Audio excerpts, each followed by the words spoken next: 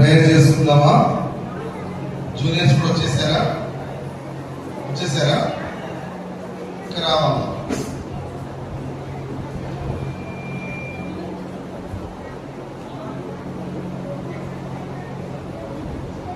Prayer చేసుకుందాం రండి.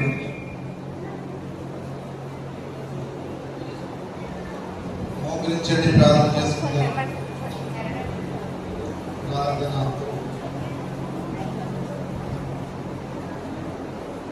Straight గా మోకరించండి, చేతులు రెండు జోడించండి, కళ్ళు పూయండి, దిక్కులు చూడొద్దు. యేసయ్యా, ఈ క్లోజింగ్ లెసన్ ద్వారా నాతో మాట్లాడాలని ప్రార్థన చేస్తున్నాను. యేసయ్యా, ఈ యొక్క క్లోజింగ్ లెసన్ ద్వారా నాతో మాట్లాడాలని ప్రార్థన చేస్తున్నాను. పరిశుద్ధుడైన మా తండ్రి, ప్రేమ మా ప్రభా, ఉదయకాలం నుంచి లెసన్లు మాతో వచ్చి సింగింగ్లో మెయిన్ లెసన్లో పురుష సహాయం చేసిన దాన్ని బట్టి మీకు క్లోజింగ్ లెసన్లో కూడా మాకు సహాయం చేయమని, ఈ లెసన్ ద్వారా పిల్లలతో మీరు మాట్లాడమని, ప్రభా ఈ లెసన్ ద్వారా పిల్లలు నేర్చుకోవడానికి కావాల్సిన కృపను దయచేయమని ప్రార్థిస్తున్నాం. ఎవరైతే మూడితనంలో శ్రద్ధలో ఉంటున్నారో అటువంటి వారు ప్రభా ఈ లెసన్ ద్వారా తాకబడి, సరిచేయబడి, ప్రభా నీ పిల్లలుగా చేయబడి మృదువైనటువంటి స్వభావంలోకి వచ్చినట్లుగా మీరే సాధించండి. పరలోకం నుంచి పిల్లలతో మీరు మాట్లాడమని, ఎటువంటి డిస్టర్బెన్స్ లేకుండా సహాయం చేయమని మీ దయగల హస్తాలకు అప్పచెప్పుకుంటూ యేసు ప్రభు నామములో ప్రార్థిస్తున్నాం తండ్రి, ఆమేన్.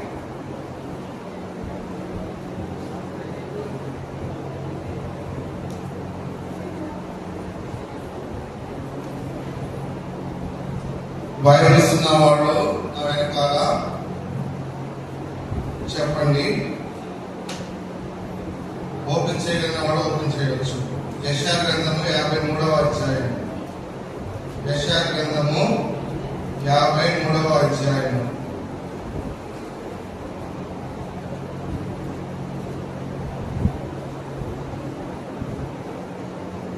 నా వెనకాల చెప్పండి. యెషయా 53:6. మనమందరము, గట్టిగా చెప్పండి, మనమందరము, ఇంకా గట్టిగా, మనమందరము గొర్రెల వలె త్రోవ తప్పిపోతుంది, మనలో ప్రతి వాడును తనకిష్టమైన త్రోవకు తొలగెను. యెహోవా మన అందరి దోషమును అతని మీద మోపెను. యెషయా 53:6. మనమందరము గొర్రెల వలె త్రోవ తప్పిపోతుంది. చెప్పండి నా వెనకాల, మనమందరము గొర్రెల వలె త్రోవ తప్పిపోతుంది,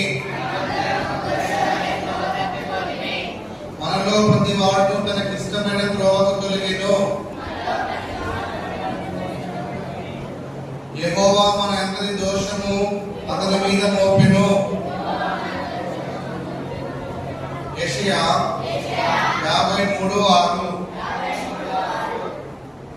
నా వెనకాల అందరూ గట్టిగా చెప్పండి మళ్ళీ. మనమందరము గొర్రెల వలె త్రోవ తప్పిపోతుంది, మనలో ప్రతి వాడు తనకిష్టమైన త్రోవకు తొలగెను. యెహోవా మన అందరి దోషము అతని మీద మోపెను. యెషయా 53:6. దేవుడు మనల్ని గొర్రెలతో పోలుస్తా ఉన్నాడు. దేంతో పోలుస్తున్నాడు? కాబట్టి మనమందరం కూడా గొర్రెలు ఏం చేస్తాయంట? తమకి ఇష్టమైనటువంటి త్రోవలోకి వెళ్ళిపోయినాయి. అలాగే మనం కూడా మనకి ఇష్టమైనట్టు జీవిస్తున్నాం అని చెప్పి ఇక్కడ దేవుడి వాక్యము తెలియజేస్తుంది. మనం ఇప్పుడు చెప్పుకోబోయే లెసన్లో కూడా ఒక పాప తనకి ఇష్టమైనటువంటి జీవితం ఎలా జీవించింది, స్వార్థంతో, చెప్పిన మాట వినకుండా, అవిధేయత కలిగి తన ఇష్టమైనటువంటి మార్గంలోకి ఎలా నడుచుకుంటూ జీవించింది అనేది మనము ఈ యొక్క లెసన్ ద్వారా మనం నేర్చుకుంటాం. ఈ రోజు మనం నేర్చుకునే పాఠం పేరు చదువుతారా? చదవండి ఎవరైనా. ఏం పేరు? ఇక్కడ శాంతి ఉన్నారా? శాంతి ఉన్నారా?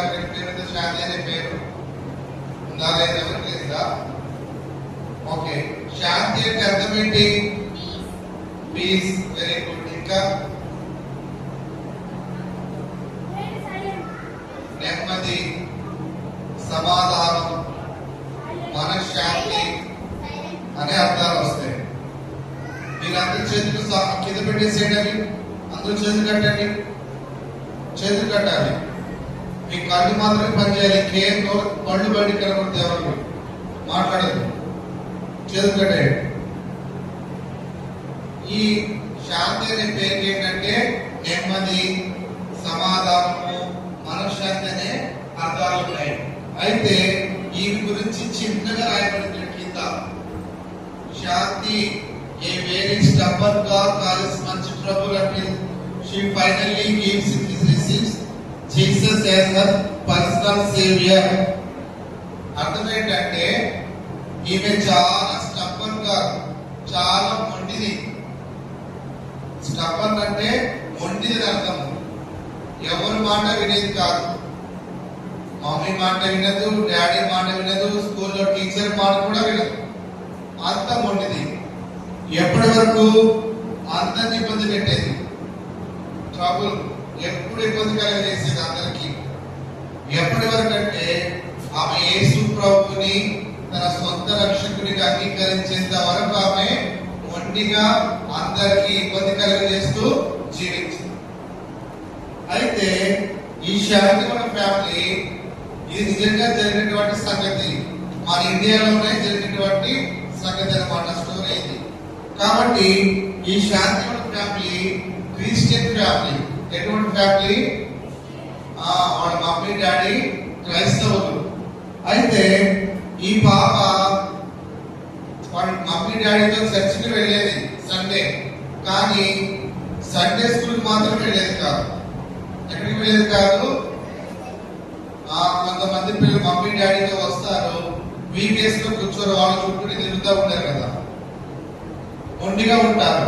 అట్లానే ఈ శాంతికి కూడా వాళ్ళ మమ్మీ డాడీతో మంచిగా మందిరానికి వెళ్ళేది ఆదివారం. కానీ సండే స్కూల్ కి మాత్రం వెళ్ళేది కాదు. నేను వెళ్ళను అని మొండిగా ఉండేది.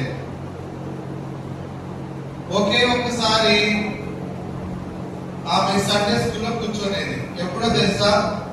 ఎవరు చెప్తారా? ఎప్పుడు? Very good. ఎప్పుడు? క్రిస్మస్ కి కూర్చోలేదంట. వెరీ గుడ్, బాగా చెప్పారు. మనకి డిసెంబర్ 25 ఏం జరుగుతుంది?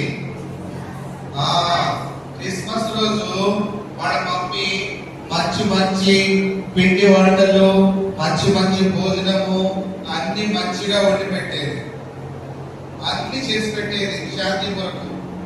శాంతి చాలా ఎంజాయ్ చేసేది.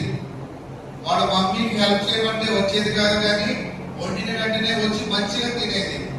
అమ్మ కొద్దిగా సాల్ట్ తీసుకురా, కొంచెం స్పూన్ తీసుకురా అంటే ఏం హెల్ప్ చేయదు, నువ్వే తెచ్చుకో. చాలా స్టబ్బర్న్, చాలా మొండిగా ఉండేది. అయితే క్రిస్మస్ రోజు మాత్రము చర్చిలోకి వెళ్ళి వాళ్ళ మమ్మీతో డాడీతో కూర్చునేది. ఎందుకంటే ఆ క్రిస్మస్ రోజు డ్రామాలు చేస్తారు, క్రిస్మస్ రోజు ప్రోగ్రామ్స్ ఉంటాయి, యాక్టివిటీస్ ఉంటాయి. నేను మీ అందరినీ చేతులు కట్టమని చెప్పాను.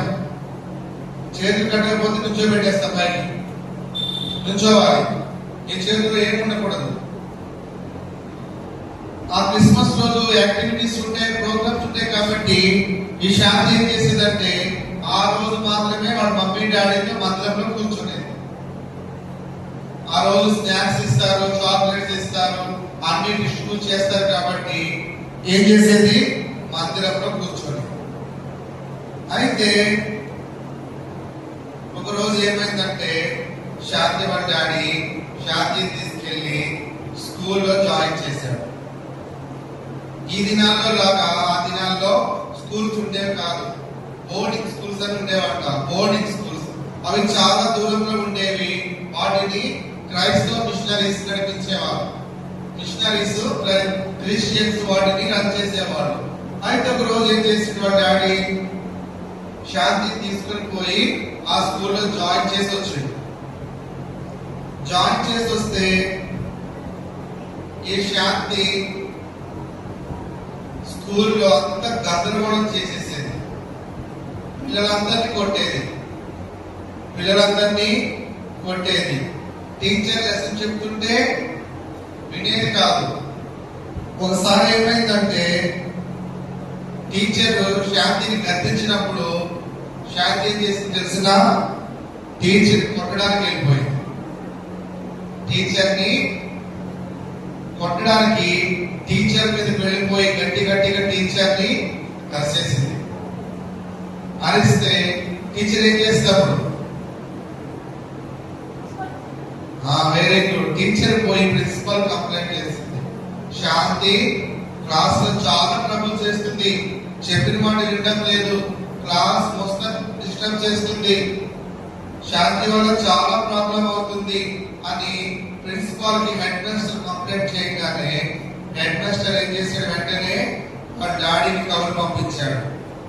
అయ్యా, ఈ శాంతిని మా స్కూల్లో ఉంచుకోలేము, స్కూల్ అంతా చాలా డిస్టర్బ్ చేస్తుంది, పిల్లలందరినీ బాగా కొడుతుంది, టీచర్స్ కొట్టడానికి వెళ్తుంది, వచ్చి మీ అమ్మాయిని తీసుకుని వెళ్ళిపోండి అని చెప్పి వాళ్ళ డాడీకి ఆ యొక్క హెడ్ మాస్టర్ గారు ఏం చేశారు, కబురు పంపారు. వాళ్ళ డాడీ వచ్చి ఏం చేసిండు, శాంతిని ఇంటికి తీసుకెళ్ళిపోయాడు. వాళ్ళ మమ్మీకి వాళ్ళ డాడీకి చాలా దుఃఖం వేస్తుంది, చాలా బాధ వేస్తుంది. ఈ పిల్ల ఎందుకు ఇంత మొండిగా ఉంటుంది, చాలా మొండిగా ప్రవర్తిస్తుంది, ఇంట్లో అలానే ఉంటుంది, స్కూల్లో అలానే ఉంటుంది, అలా చేస్తే పేరెంట్స్ బాధేస్తా లేదా ఎరా? నేను చెప్పాను, అమ్మా టీచర్స్ వచ్చి దగ్గర కూర్చోండి, మీరు బాగా ఆడుతూ ఉన్నారు. అయితే ఏం చేశారంటే వాళ్ళ మమ్మీ వాళ్ళ డాడీ ప్రేయర్ చేసుకుని ఏం చేశారు, ఈసారి క్రిస్టియన్ స్కూల్లో జాయిన్ చేద్దాము, శాంతిని క్రిస్టియన్ స్కూల్లో జాయిన్ చేద్దాము అని చెప్పి ఏం చేశారు, ఈసారి క్రిస్టియన్ స్కూల్లో జాయిన్ చేశారు. కొన్ని రోజులు ఆగిన తర్వాత ప్రార్థన చేసి మళ్ళీ ఒక మంచి క్రిస్టియన్ స్కూల్లో తనను జాయిన్ చేశారు. జాయిన్ చేస్తే ఈ శాంతి స్కూల్లో కూడా ఏం చేసేదంటే ప్రేయర్ టైంకి ప్రేయర్కి వెళ్ళదు, నేను ప్రార్థన చేయను అని చెప్పేది. అట్లా ఆ క్రిస్టియన్ స్కూల్లో కూడా చాలా మొండిగా ఉండింది. టైంకి క్లాస్ రూమ్కి రాదు, ప్రేయర్ టైంకి నేను ప్రేయర్ చేయను, నేను మోకరించను, నేను బైబిల్ చదవను అని చెప్పి చాలా మొండిగా ప్రవర్తించేది. ఆ సమయంలో ఏమైందంటే వాళ్ళ ఇంటి నుంచి వాళ్ళ డాడీ వచ్చారు. ఒక రోజు వచ్చి, అమ్మా మీ మమ్మీకి ఆరోగ్యం బాగోలేదు, మీ మమ్మీ చాలా సీరియస్ గా ఉంది, నిన్ను చూడాలనుకుంటుందని చెప్పి వాళ్ళ డాడీ శాంతిని స్కూల్ నుంచి ఇంటికి తీసుకుని పోయినాడు. ఇంటికి తీసుకుని పోతే ఏమైంది, వాళ్ళ మమ్మీ చనిపోయింది. శాంతి వాళ్ళ మమ్మీ ఏమైంది, చనిపోయింది. శాంతి వాళ్ళ చనిపోయిన తర్వాత పాపం శాంతి ఒక్కటే అయిపోయింది, వాళ్ళ డాడీ ఒక్కడే అయిపోయినారు. వాళ్ళ మమ్మీని ఫ్యూనరల్ ఆ చర్చి పాస్టర్ సర్కిల్స్ అప్పులు వాళ్ళు వచ్చి వాళ్ళ మమ్మీని ఫ్యూనరల్ చేశారు. అందరూ సాయంత్రం వరకు ముందర వెళ్ళిపోయినారు. ఇప్పుడు ఏమైనారు, వాళ్ళ డాడీ శాంతి ఇప్పుడు ఇద్దరే ఉన్నారు. అయితే శాంతి అంది, డాడీ నేను ఒక్కదాన్ని ఉంటున్నాను ఇంట్లో, నన్ను మళ్ళీ స్కూల్లో జాయిన్ చేయి, నేను మళ్ళీ స్కూల్కి పోతా డాడీ అని చెప్పింది. ఏం చెప్పింది, నన్ను స్కూల్లో జాయిన్ చేయి, నేను మళ్ళీ స్కూల్కి పోతాను, మంచిగా చదువుకుంటాను డాడీ అని చెప్పి వాళ్ళ డాడీకి చెప్పింది. చెప్తే వాళ్ళ డాడీకి ఆలోచన చేసి ఏం చేశాడంటే, ఇప్పుడు వీళ్ళ మమ్మీ లేదు, శాంతి ఒకదాన్ని నేను బయట విడిచిపెట్టలేను. కాబట్టి ఏం చేయాలా, శాంతి విషయంలో ఏం చేయాలని చెప్పి వాళ్ళ డాడీ ఆలోచన చేసి, సరే అమ్మా నేను కూడా ఇక్కడ ఒక్కడే కదా, ఇద్దరం కలిసి మనం సిటీకి వెళ్ళిపోదాము, అక్కడే నేను ఏదో స్కూల్లో జాయిన్ చేస్తాను చెప్పి శాంతి వాళ్ళ డాడీ వాళ్ళ డాడీ వాళ్ళొక ఊరు విడిచిపెట్టేసి ఇప్పుడు పట్టణానికి సిటీకి బయలుదేరారు. ఎక్కడికి? పట్టణానికి సిటీకి బయలుదేరారు. అయితే ఇక్కడికి వచ్చిన తర్వాత వాళ్ళ డాడీ ఆలోచన చేశాడు, శాంతి ఇప్పుడు పెద్దదయింది, తనకి వయసు పెరుగుతా ఉంది, కానీ మొండితనం అనేది పోవడం లేదు, తనకి పెళ్లి చేసే వయసు వస్తా ఉంది, కాబట్టి ఏం చేయాలా, స్కూల్లో సరిగ్గా ఉండడం లేదని చెప్పి చూస్తే అక్కడ ఒక క్రిస్టియన్స్ ట్రైనింగ్ సెంటర్ ఉంది. ట్రైనింగ్ సెంటర్, అక్కడ నర్సింగ్ ట్రైనింగ్, టీచర్స్ ట్రైనింగ్, కుట్టు మిషన్ ట్రైనింగ్, ఇవన్నీ కూడా దినాల్లో ఇచ్చేవాడు అనమాట. వాళ్ళ డాడీ ఏం చేశాడంటే శాంతిని తీసుకెళ్లి ఆ యొక్క ట్రైనింగ్ సెంటర్ లో జాయిన్ చేశాడు. జాయిన్ చేస్తే శాంతి వెళ్ళింది కానీ మళ్ళీ అదే వైఖరి, అదే పుట్టితనం, అదే డిజోబీడియన్స్, అవిధేయత, చెప్పిన మాట వినకపోవడం, మొత్తం అంతా అల్లరి చేయడం, మళ్ళీ అక్కడ కూడా అదే స్టార్ట్ చేసింది. ఒక రోజు ఏమైందంటే ఆ యొక్క మిషనరీస్ మీద ఎవరైతే ఆంటీ వాళ్ళు ఉన్నారో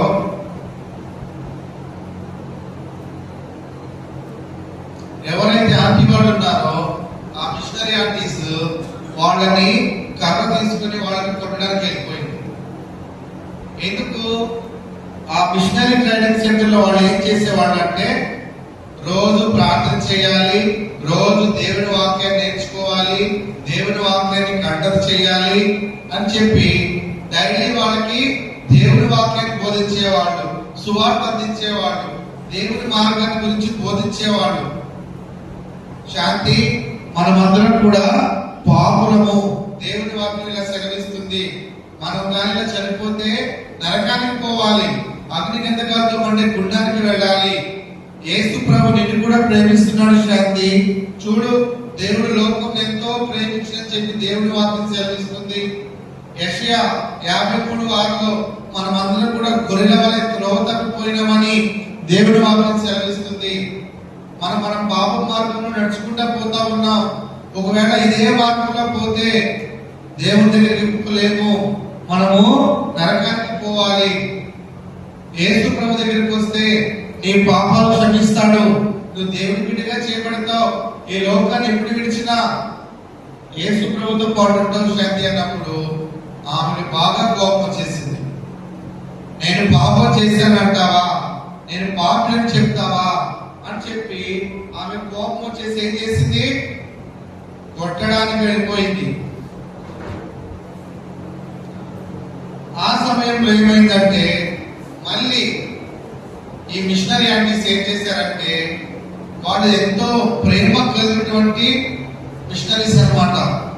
శాంతి కొట్టడానికి వెళ్ళినప్పటికీ, వాళ్ళని బెదిరించినప్పటికీ, తిట్టినప్పటికీ వాళ్ళు మళ్ళీ శాంతిని పిలిచి ఆమెతో మంచిగా మాట్లాడి, అమ్మా నీ కొరకు మేము ప్రార్థన చేస్తాం అని చెప్పి ఆమెకి ప్రార్థన చేసి ఇంటికి పంపించేశారు.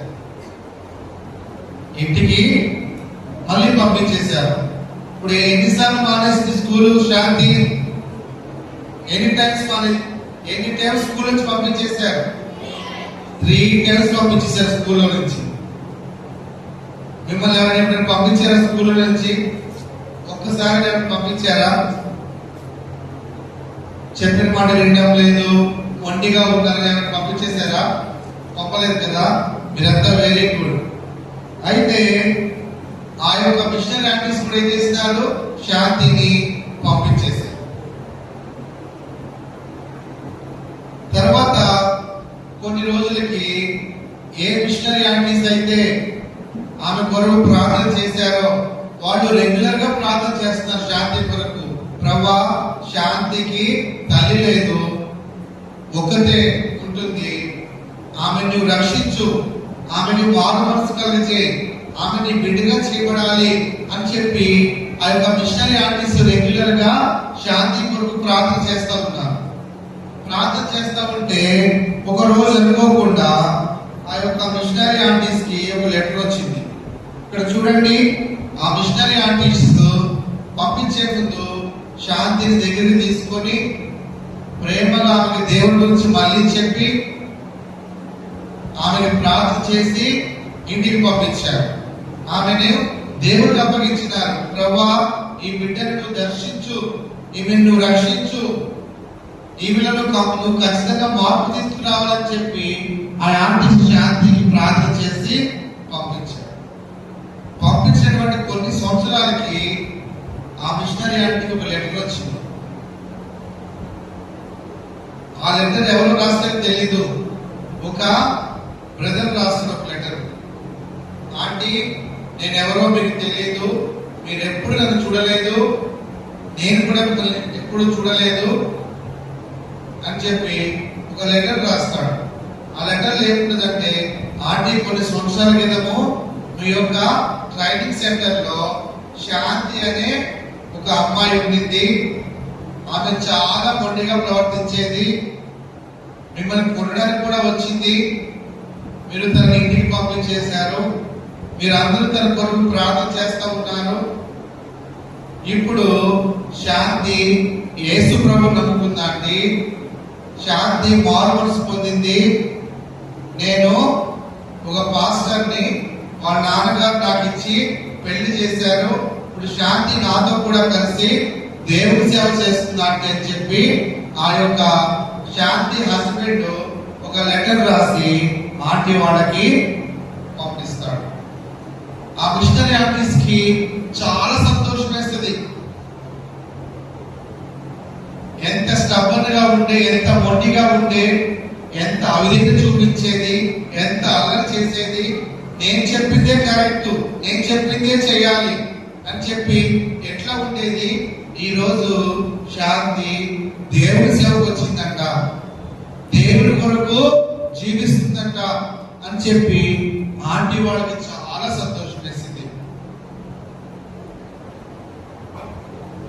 కాబట్టి మన జీవితం మారాలి అంటే, ఒకవేళ మనం కూడా శాంతి లాగా ఒంటిగా ఉండుండొచ్చు.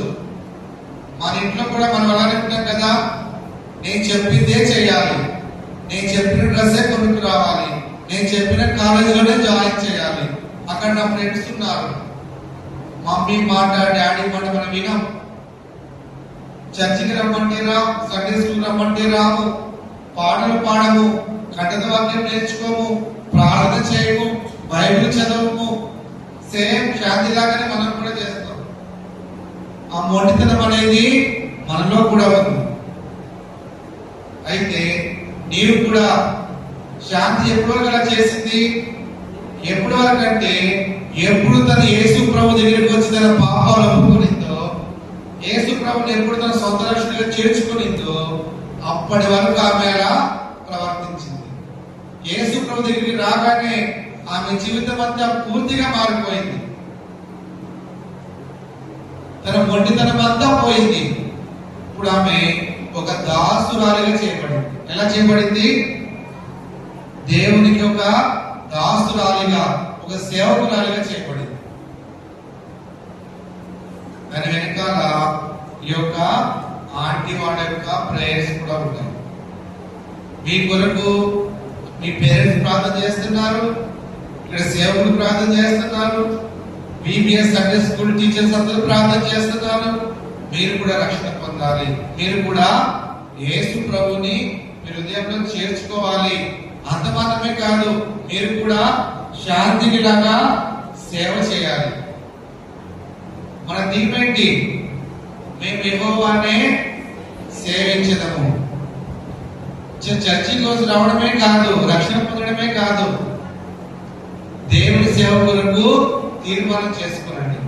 ప్రభువా, నేను కూడా నేను సేవిస్తాను, నా జీవితాన్ని నీకు అర్పించుకుంటాను, నా అంతం వరకు నిన్ను వెంబడిస్తాను అని చెప్పి మనం తీర్మానం చేసుకుంటే దేవుడే మనకి కావాల్సిన గైడెన్స్ ఇస్తాడు. దేవుడే మనల్ని నడిపిస్తాడు. తన సమయంలో మనల్ని తన సేవకులకు దేవుడు సిద్ధపరుస్తాడు. ఆ విధంగా ఎంతో మొండికున్నటువంటి యొక్క శాంతి రక్షణ పొంది దేవుని యొక్క సేవకు వచ్చింది. ఇంకా ఇక్కడ ఎవరైనా రక్షణ పొందకపోతే, ఇంకా స్టంపన్గా మొండిగా ఉంటే ఈ రోజు తీర్మానం చేసుకునండి. యేసు ప్రభు దగ్గరికి రండి. ఆయన మీ పాపాలు క్షమిస్తాడు, మీ మొండితనాన్ని తీసివేస్తాడు. ఆయన రక్తంతో మీ హృదయాన్ని కడుగుతాడు, శాంతి సమాధానం ఇస్తాడు. వేరే శాంతి కానీ శాంతి జీవితంలో శాంతినే లేదు. యేసు ప్రభు దగ్గరికి వస్తేనే నిజమైనటువంటి శాంతి మనకు దొరుకుతుంది. కాబట్టి ఎవరైనా అలా ఉంటే ఈ సమయంలో ప్రభువుని అంగీకరించండి, మీ జీవితాలను దేవునికి సమర్పించండి, మోకరించండి, ప్రార్థన చేసి.